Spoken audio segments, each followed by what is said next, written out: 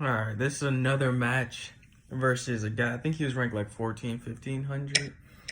Let's go back to the beginning here. I was playing on black. Usually when they do queen's pawn, I play queen's pawn. 2 book moves.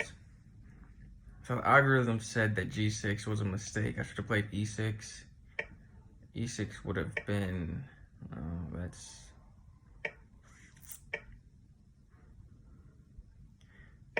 I don't know what they meant. I played e6. They said that was a mistake too.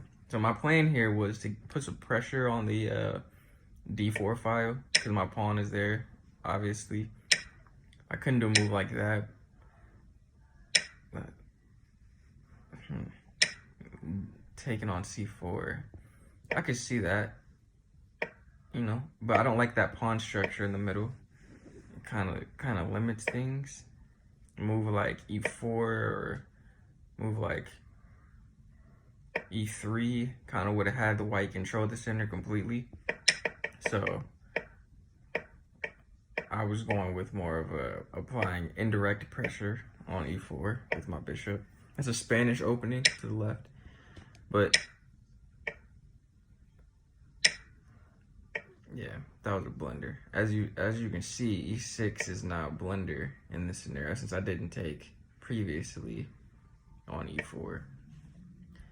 I can see a6. The algorithm says a6 is good. That defends the knight and defends the bishop at the same time, but I wasn't played in the game. He was trying to attack my queen, so I used my knight.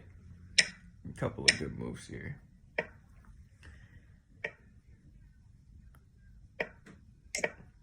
I remember thinking I wanted to set up attack to attack the queen, so that's what I did with the bishop here. And he played bishop takes knight on e7, which was an alright move. The algorithm says knight queen c4 would have been better, which I see that how it's lining up with my queen, which keeps the pawn pinned. It would have been a solid move, but he did bishop takes e7, which is not, it's a mistake in terms of the algorithm, but he has my bishop lined up.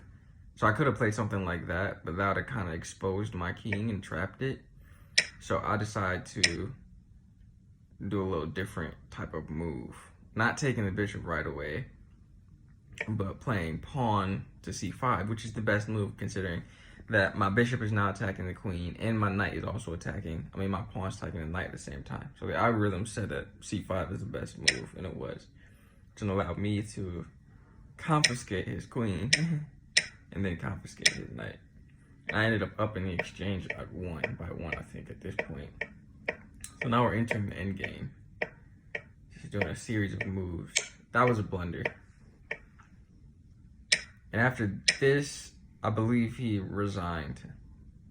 Because, yeah, he has quite a little bit more material, but the position of everything is kind of in my favor. There's a backseat mate. If he tries to move his rook, I got it snatched. If he tries to move his knight, something like knight to f5, I can snatch that with my queen. There's really nothing he can do. If we played out the end game, I would just collect his pawns and promote mine to be a queen. So that was a pretty interesting game because the move to place my pawn attacking his knight and exposing my bishop to attack his queen was a move that had multiple different purposes. It attacked 2 pieces and mobilized another piece at the same time. And those type moves are critical in chess matches. Like you can see, that move kind of won me the game. That one move, like chess is a game of critical thinking. If you have one move that can change the whole course of the end game, it's critical.